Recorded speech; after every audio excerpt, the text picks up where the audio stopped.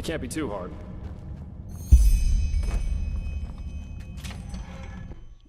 I did it, guys. I found all the switches. And I'm inside this train. Looks pretty sexy.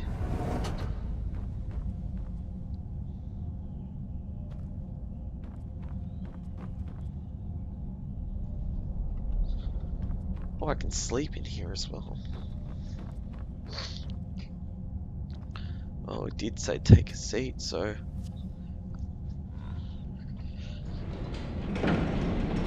Ta-da! Yes, I'm amazing. I know that. If being a merc doesn't work out in the long run, maybe I'll ask the Order to hire me as an expert on Pyrean railways. But no guarantee this thing won't drive us right into the next abyss. Anyway, I guess even with this thing, it should be a while till we arrive. Let's make ourselves comfortable.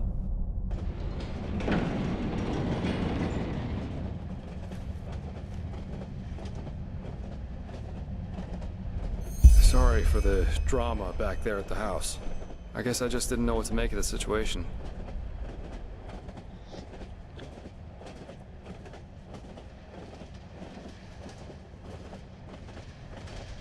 No idea. And please, save the subtle accusations, okay? If I reacted somewhat inappropriately, I'm sorry. But hey, I'm not the one whose corpse is lying around in some old ruin. Sorry about that. I'm a little on edge right now, no offense intended. If the High Ones were planning to confuse us, they definitely succeeded. We really should tell the Grand Master about this, and about what happened to Constantine. Still, we can't allow this to get inside our heads too much. What matters right now is the mission. And at least it stays exciting. Two daring adventurers who have gotten themselves into something they don't even remotely understand are plundering ancient ruins in search of treasure. Don't laugh, but this reminds me a little of my past, of my childhood. Save for the crazed mages and the mysterious bodies, of course. My sister and I, when we were young, we always used to go exploring the caves near our manor. Father always gave us a good scolding when he got wind of it, but of course that didn't keep us from doing it again. Right, because I never told you. Adela and I are not exactly close these days anyway. Probably because we lost our bond somehow, after our father died. Yes, he did. Together with my siblings. Actually, Adela and I are the only surviving Delverics. All the others were murdered.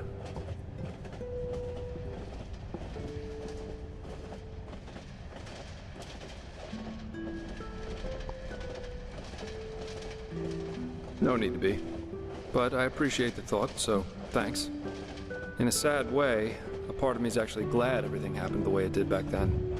It made me into a man, and it showed me what kind of characteristics have a tendency to drastically shorten one's life. Stubbornness. My father was a judge in the tribunal, you know. He was a hard man, who at least, after our mother died while giving birth to Adela, lived for only one thing. His principles. Justice knows no compromise. That was his great creed. No matter who stood before him in court, my father treated them all the same. Damien Delveric, the epitome of justice. Yes, an extreme attitude for an extreme man. One day, the son of a highly regarded Archer Sublime stood before the 12 judges of the court. Valenzio Duran. He had murdered 2 whores, made them happy, as he called it, and it was obvious that he didn't feel so much as a hint of remorse. You know those kind of people, the ones who think that money and power entitle them to anything they want. Of course you can. 11 of the 12 judges voted for a verdict of not guilty, because they knew Valenzio's father was influential within the Relata. Only my father, of course, remained unshaken. 1 week later, our manor was robbed by 4 masked men who killed everyone. Servants, guards, my 2 younger brothers, all of them. Officially, they were bandits, who just happened to be running around with blades made of shadow steel. My sister and I only survived because we had snuck out for one of our expeditions. Ironic, isn't it? Horrible? None of this is horrible. It was the only logical consequence of my father's actions. And what good did it do in the end? None. As we speak, Valenzio's enjoying himself in some brothel, with 2 whores and a bowl of grapes. But you see, there's no point in being angry about this. And do you know why? Because this is just how the world works. There's no divine justice, no system through which it's decided who lives and who dies. There are decisions and there are consequences. That's it.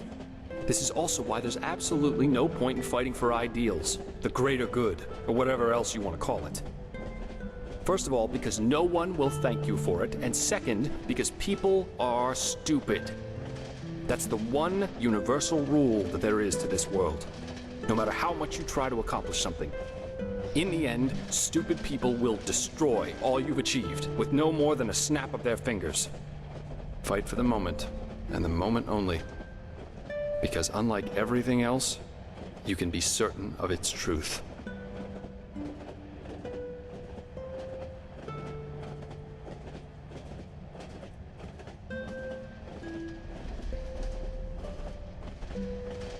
Absolutely. If he had wanted to see this snob die so badly, there would have been other ways. Poison, an accident, a hired killer, just a hint of common sense. That's all he would have needed. But, of course, none of that would have conformed with his sacred principles. Adela and I were still young when all this happened. A friendly family took us in, and my sister joined the Order of the Apothecary in the Frostcliff Mountains. But since then, we haven't been able to speak to one another. She raised a wall of ice around herself, so to speak, and fled into old family books and memories. But, anyway, enough about me. You're an orphan too, aren't you? How come? You never told me about that. You told me that the Creator's temple in Ostian had something to do with it, but what exactly happened?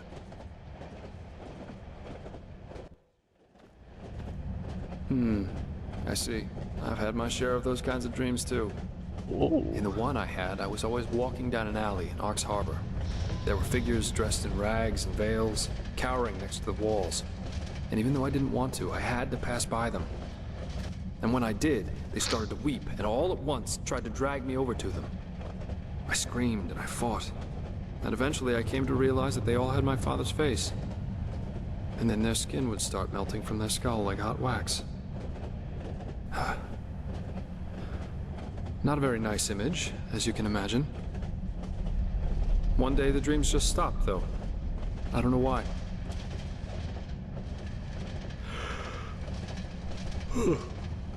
But anyway, enough of this gloomy talk for now. We should get some rest. We've still got a long ride ahead of us. Good night.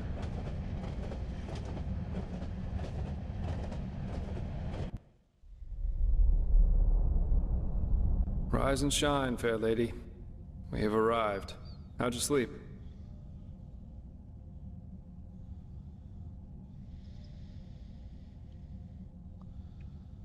Well, for what it's worth, neither can I. Come on, let's take a look outside. Okay. Some freaky stories.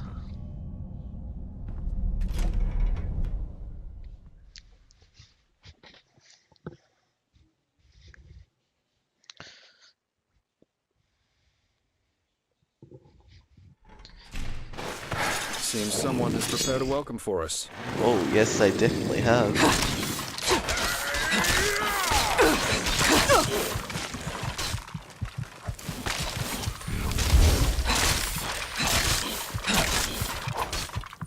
Shit!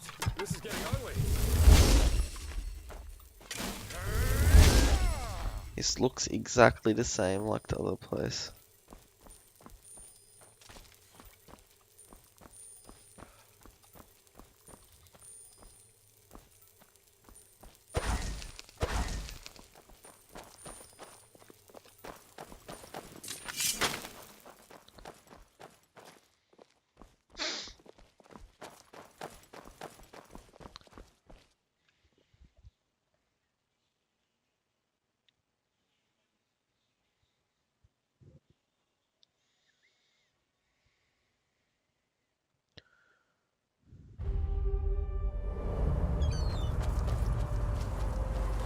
Ooh, this looks nice.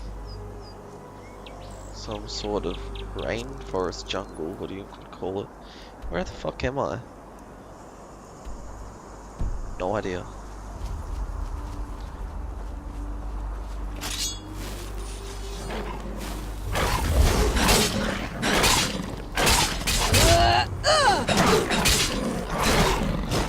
Die, you panther. Fucking Black Panther.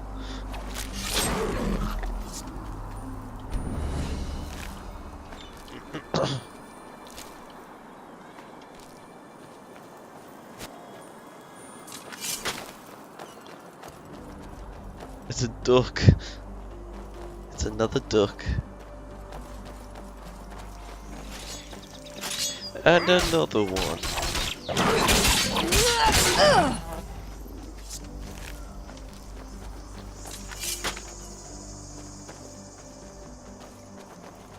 It actually doesn't look that bad.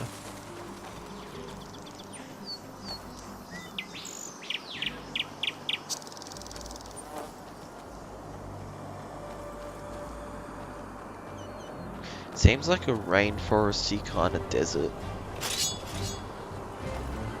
That's what the kind of area seems like it's set in.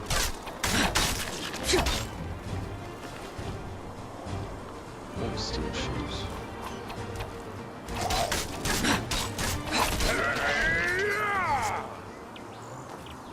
Fucking 2-hit.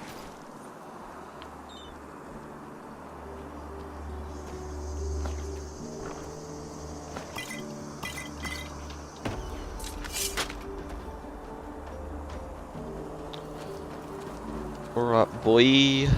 What are you doing? Fucking Jesper. It's Jesper. Stop it. Stop it. Fucking stop. Alright, let's continue. Alright. These are just me awesome. It seems like it's suddenly turning night.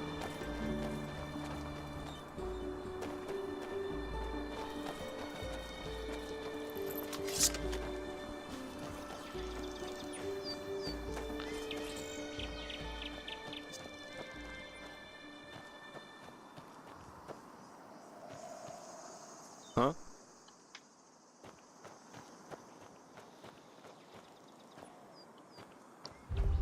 Why are we stopping?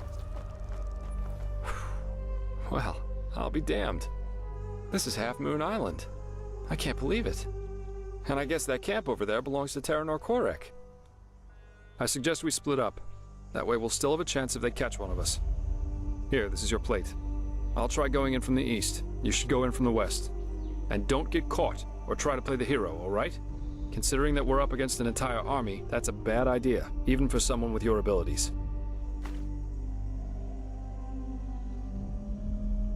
Anywhere inside the camp. But of course an officer's tent, or maybe even Korek's, would be ideal. We'll meet again here by sunrise.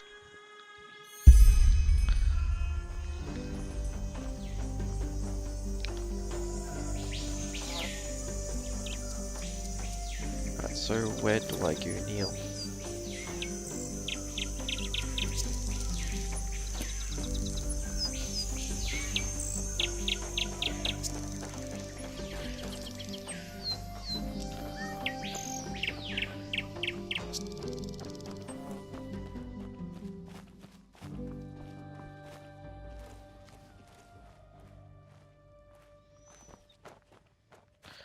I want to avoid all conflicts, And if possible. if they refuse, Then it means war.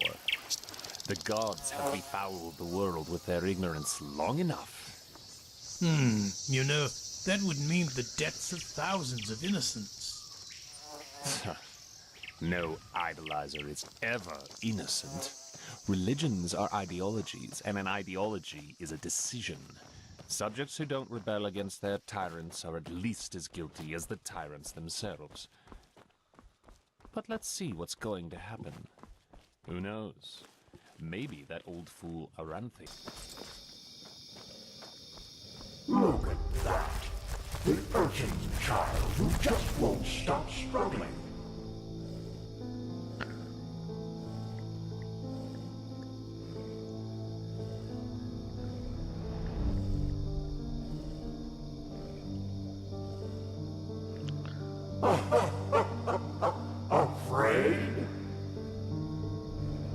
amuse us, you know. How you refuse to give up. How you keep on fighting, even though deep down you know your struggle is futile. But still, you have come a long way. You have ignited the sigil stone, and you have found the beacon. And this, urchin child, this amuses us.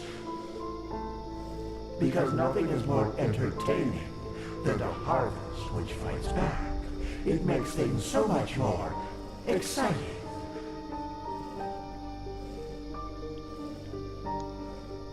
So here's our offer, prophetess. Ask us whatever is on your mind, and we swear to answer truthfully. Or you can leave. It's up to you.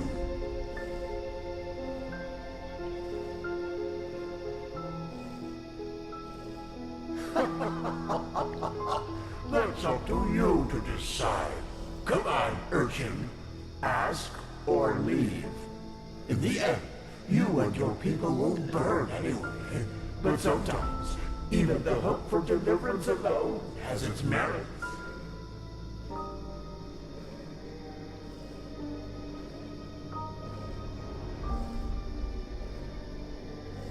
It's just what you think it is.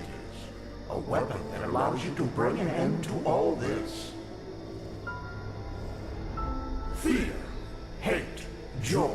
You assume we are thinking in human terms, prophetess.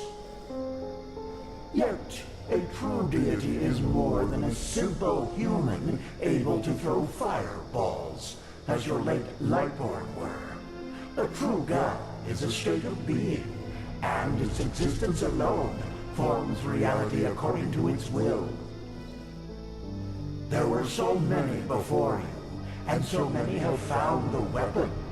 Yet still we exist, and the cleansing is imminent. What does this tell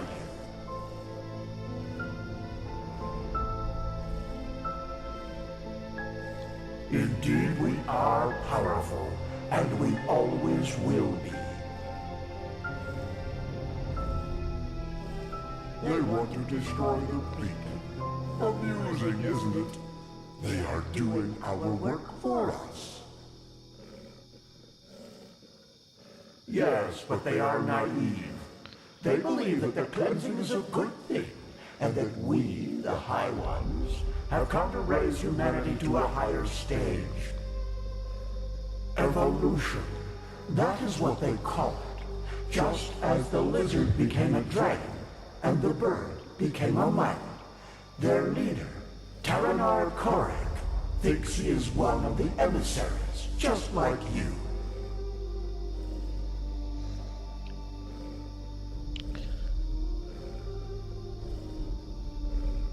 Are you so blind? We are the envoys of determination, the constant of being, before which time itself bows down. The dream of one long dead, which is about to become reality, and that will lead you to your doom.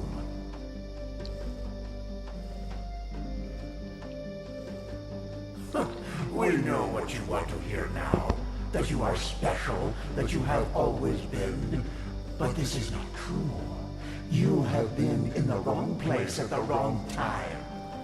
And the truth is, you make our task easier. You are weak. Very well. Now Shu, continue your vain search, and forgive us for the pain. Now!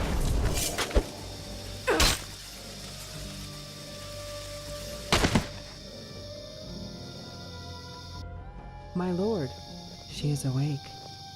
Splendid. May I introduce you?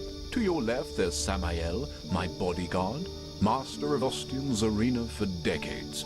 And to your right, there's Blade Master Almas Ordan, the most gifted sword fighter of Nehrim's North and commander of my troops. Furthermore, there's an entire garrison of elite soldiers outside. So, can I trust you to not do anything stupid? I want to talk to you, face to face, as civilized people do. No, not really. By the way, we have captured your friend as well. He's in a tent up in the camp, and we will compare your stories, so you'd better stick to the truth. Samael, take off the blindfold. Well then, I am Taranor of Korek's blood, former ruler of Kabiet, and now representative of the free peoples of Nehrim, which you undoubtedly already knew. Who are you?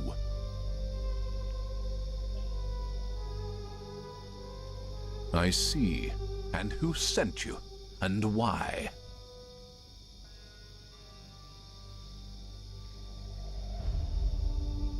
Actually, no, I won't. Contrary to what you might believe, I am no butcher, and I don't kill for the fun of it.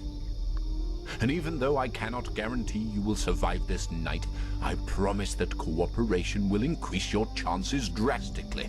So, who sent you?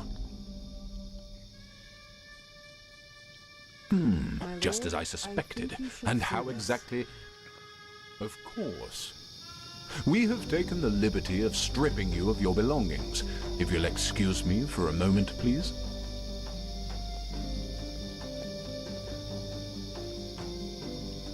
A silver plate. I see. They were sent to spy on us. Then let's kill them. No. She was honest, and I am a man of my word. And actually... Actually, you have done us a favor. We can use the plates to present Aranthiel with our offer, without putting ourselves in danger. What? How? What are these plates? Old artifacts of the Pyreans. Their magic works like a sort of ear conch. Sounds are transferred from one plate to the other. And I strongly suspect that at this very moment, Tealor Aranthiel and Naratzel's traitorous heirs are gathered around the counterpart, waiting for someone to activate this plate. Aren't they? Samael, do you know how to use these plates? Excellent. Then activate it. I will talk to old Aranthiel. Let's hope that he will listen for once in his life. Otherwise, this will end in disaster.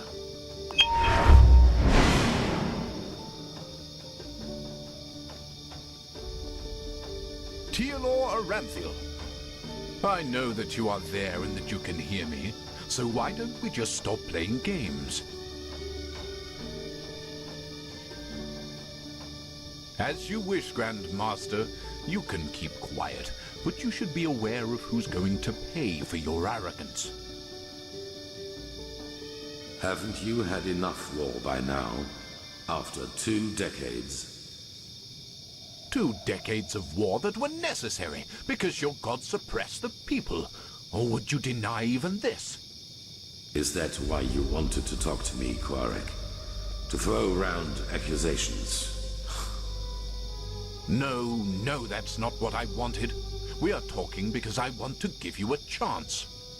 We know that you are fighting the High Ones, and that you're trying to reconstruct the beacon in order to stop them.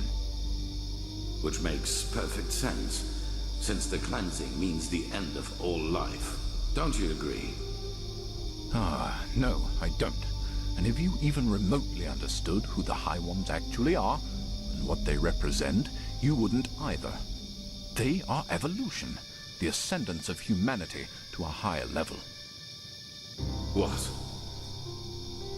Let's just face the facts for a moment. There's no evidence that the cleansing, whatever shape it will take, will be violent. Yes, the Pyreans are gone, but how do we know they've not just simply gone to another place? That they've transformed? The High Ones are not our enemies, Aranthiel.